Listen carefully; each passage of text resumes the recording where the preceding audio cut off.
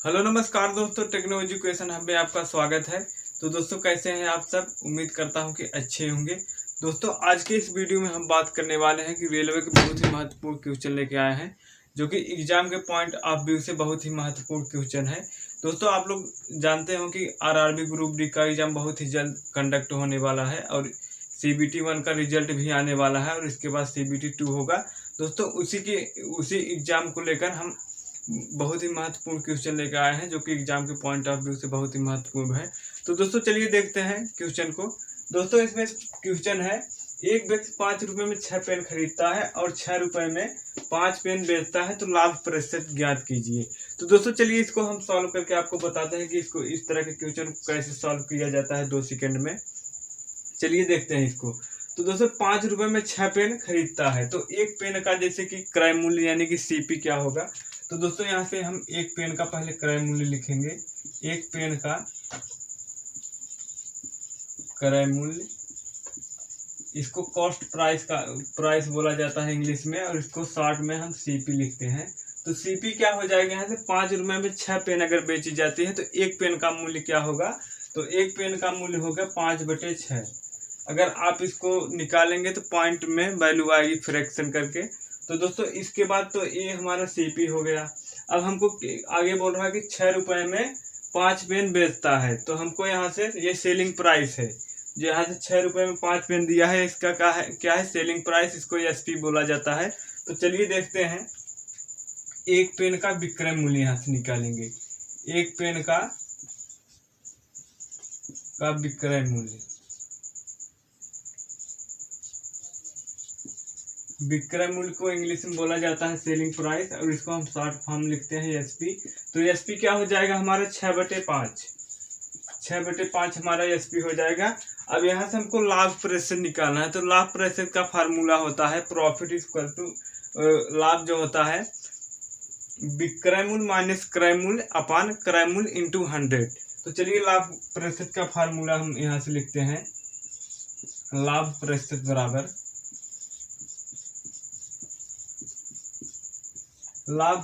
बराबर विक्रय मूल्य माइनस क्रय मूल्य। विक्रय मूल्य को क्या बोला जाता है SP, और माइनस क्रय मूल्य को क्या बोला जाता है CP, और अपान क्रय मूल्य होगा क्रय मूल्य CP और इंटू 100। दोस्तों इसी को हम इस फार्मूले में रख देंगे तो हमारा लाभ प्रतिशत आ जाएगा। तो चलिए इसको रख के देखते हैं हम। तो यहाँ से इस फार्मूले में रखते हैं इसको।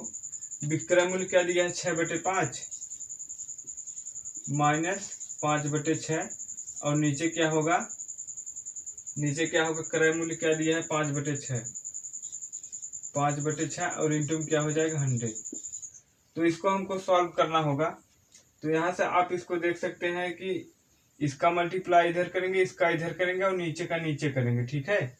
इसके बाद हम इसको इस तरह से सॉल्व करेंगे। 36 माइनस 25, और नीचे क्या हो जाएगा 30, और फिर इसको ऊपर ले जाएंगे इस तरह से। 6/5 इंटू 100 होगा। तो यहाँ से 6×5 30 हो जाएगा, कैंसिल हो जाएगा, और इसको इसमें से माइनस करेंगे तो क्या होगा 36 में से 25 को माइनस करेंगे तो क्या होगा 11 बचेगा। और इसको हम इस तरह से यहाँ पे लिख सकते हैं। यहाँ नीचे जगह थोड़ा कम पड़ गया। इसको क्या होगा 11 और इसका मल्टीप्लाई हो जाएगा 25, और इधर 100 है, तो ये 25 × 25, 25 × 4 100। तो यहाँ क्या आ जाएगा 11 इंटू यानी कि 11 × 4 बराबर 44% हमारा लाभ हो जाएगा। यहाँ से माने कि इस पेन के क्रय विक्रय में हमारा 44% का लाभ हो जाएगा। तो दोस्तों मैं उम्मीद करता हूँ कि आपको ये क्वेश्चन समझ में आया होगा। सबसे पहले हमको एक पेन का क्रय मूल्य निकालना है, तो 5/6 होगा, और फिर इसके बाद विक्रय मूल्य यानी कि SP 6/5 होगा। फिर लाभ प्रतिशत आप निकाल लीजिए। यहाँ से विक्रय मूल्य माइनस क्रय मूल्य अपान क्रय मूल्य इंटू 100। इसी फार्मूले में इसको हम रख देंगे तो यहाँ से 44% इसका लाभ प्रतिशत आ जाएगा। तो दोस्तों इसके बाद हम लोग नेक्स्ट क्वेश्चन देखेंगे। तो इस क्वेश्चन में पूछ रहा है कि 9 के प्रथम 30 गुणांकों का औसत क्या होगा। तो दोस्तों चलिए देखते हैं इसको। दोस्तों अगर हम 9 का प्रथम गुणांक देखें तो 9 का प्रथम गुणांक हो जाएगा 9, और अगर 9 का द्वितीय गुणांक देखें दूसरा तो क्या हो जाएगा 18। फिर इसी तरह से हम देखेंगे 9 का 30वां गुणांक क्या होगा। तो 9 गुणे 30 क्या हो जाएगा यहाँ से 270। तो 9 का 30वां गुणांक क्या हो गया 270। तो हमको क्या करना है कि 9 के प्रथम 30 गुणांकों का औसत निकालना है। तो दोस्तों चलिए इसको हम सॉल्व करते हैं। 9 का प्रथम गुणांक क्या होगा। तो औसत शॉर्ट ट्रिक से हम इसको, या फिर एक और दूसरा मेथड और जो कि लेंदी प्रोसेस है उसको छोड़कर हम शॉर्ट ट्रिक अपनाते हैं इस तरह से।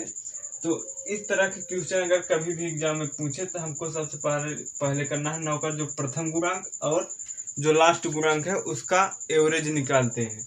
तो क्या करेंगे इसको, इसका औसत हमको अगर निकालना होगा, औसत क्या होगा। तो 9 का प्रथम गुणांक क्या है 9, और फिर इसका 30वां गुणांक है 270 और बटे 2। इस तरह से हम इसको सॉल्व कर सकते हैं। तो इसमें अगर हम 970 में 9 को ऐड करें तो क्या होगा 270 में, तो 279/2 होगा। तो इस तरह से इसमें अगर हम 2 का भाग दे देंगे तो 139.5 हमारा जो है कि इसका आंसर आ जाएगा। तो दोस्तों इस तरह से हम इसको सॉल्व कर सकते हैं। इसके बाद हम लोग नेक्स्ट क्वेश्चन देखते हैं। तो दोस्तों ये इसका तीसरा क्वेश्चन है, इसको सॉल्व कैसे करते हैं चलिए देखते हैं हम इसको। दोस्तों ये जो इसके ऊपर जो बार दे दिया गया है पूरा, हमको सबसे ज़्यादा प्रॉब्लम जैसे सभी स्टूडेंट को इसी में रहता है कि ये क्या है।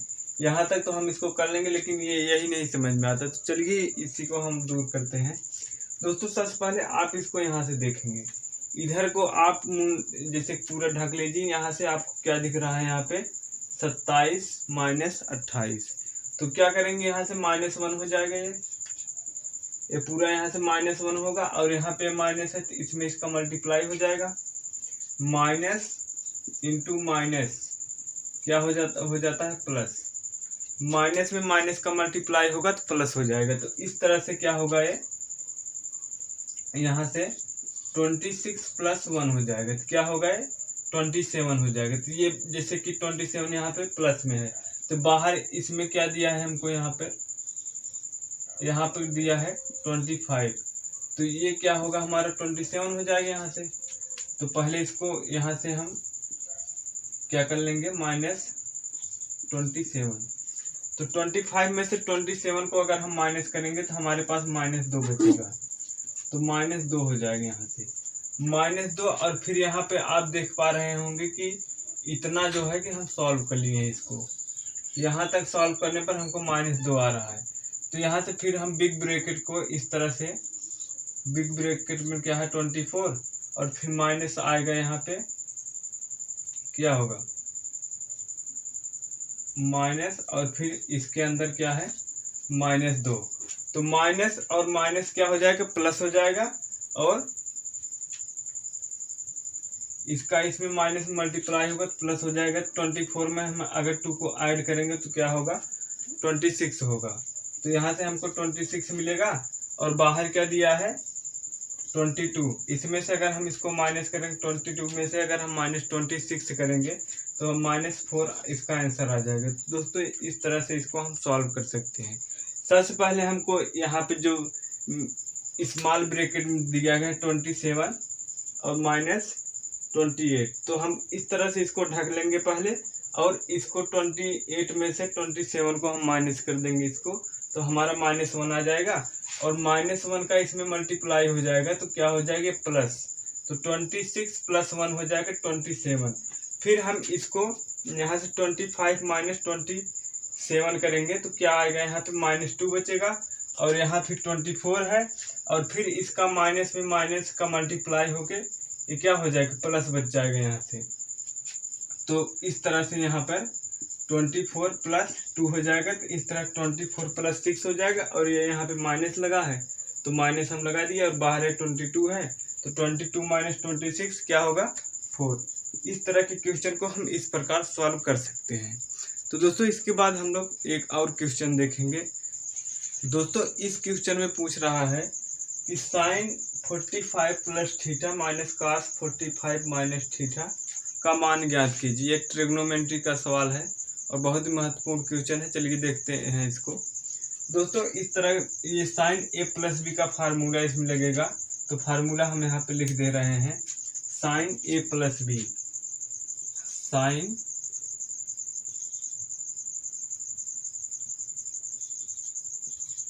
Sine A plus B. Sine A plus B का फार्मूला होता है sine A cos B plus cos A sine B. और कास ए माइनस बी का फार्मूला इसमें लगेगा। इसका भी फार्मूला देख लीजिए, cos A minus B equal to cos A cos B plus sine A sine B. तो दोस्तों इसी फार्मूले में से हम इस क्वेश्चन को सॉल्व करेंगे। चलिए ये दोनों फार्मूला इसमें हम अप्लाई करके देखते हैं। तो पहले इसको हम साइन ए प्लस बी के फार्मूले में इसको कन्वर्ट करेंगे। चलिए यहाँ से देखते हैं हम इसको। तो इस तरह से फार्मूले में हम अगर लिखेंगे तो साइन 45 डिग्री पहले होगा, और साइन ए की जगह 45 और कास बी यानी कि कास थीटा, और फिर इसके बाद कास ए साइन बी यानी कि कास ए का मतलब है कास 45 प्लस कास 45 डिग्री, और साइन बी मतलब यानी कि साइन थीटा। फिर इसके बाद माइनस यहाँ पे लग गया है, फिर ये यहाँ पे माइनस लगा है तो हम इसको ब्रैकेट में कर दे रहे हैं। फिर इसके बाद कास ए माइनस बी का फार्मूला यहाँ लगेगा तो क्या होगा, cos 45 degree cos theta plus sine 45 degree और साइन थीटा। तो इस तरह से हम इसको लिख लिए हैं। अब दोस्तों सीधा हमको इसमें वैल्यू पुट करना है और हमारा आंसर आ जाएगा। तो साइन 45 का मान होता है 1/√2 और कास थीटा तो वही रहेगा, और प्लस कास 40। दोस्तों यहाँ पर कास 45 का मान भी 1/√2 होगा। फिर इसके बाद साइन थीटा, फिर यहाँ से हम इसको माइनस करेंगे, कास 45 का मान होगा 1/√2। फिर इसके बाद कास थीटा है, और यहाँ पे प्लस है तो माइनस से मल्टीप्लाई होगा, माइनस हो जाएगा, और साइन 45 का मान होता है 1/√2। फिर क्या है साइन थीटा।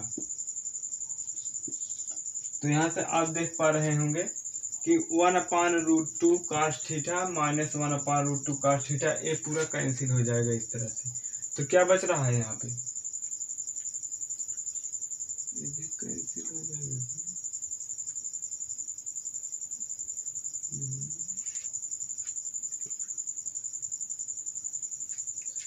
तो दोस्तों यहाँ से 1/√2 कास थीटा और 1/√2 कास थीटा यहाँ से कैंसिल हो जाएगा, और ये भी 1/√2 साइन थीटा और 1/√2 साइन थीटा, इस तरह से भी कैंसिल हो जाएगा। तो आंसर आ जाएगा 0। तो दोस्तों इस तरह के क्वेश्चन एग्जाम में बहुत बार पूछे जाते हैं। आप इसको अच्छी तरह से समझ लें ताकि आप एग्जाम में इस तरह के क्वेश्चन को कर पाए। तो दोस्तों एक बार हम फिर इसको रिपीट करते हैं। सबसे पहले हमको इस तरह का फार्मूला याद होना चाहिए, sine A plus B equal to sine A cos B plus cos A sine B. और उसके बाद कास ए माइनस बी का फार्मूला भी हमको याद होना चाहिए, cos A cos B plus sine A sine B. इस तरह फार्मूले में हम पूरी वैल्यू को पुट कर देंगे और आंसर हमारा आ जाएगा। तो दोस्तों मैं उम्मीद करता हूँ कि आपको इस तरह की वीडियो जैसे क्वेश्चन समझ में आ गया होगा। दोस्तों मिलते हैं अगली वीडियो में, तब तक के लिए धन्यवाद।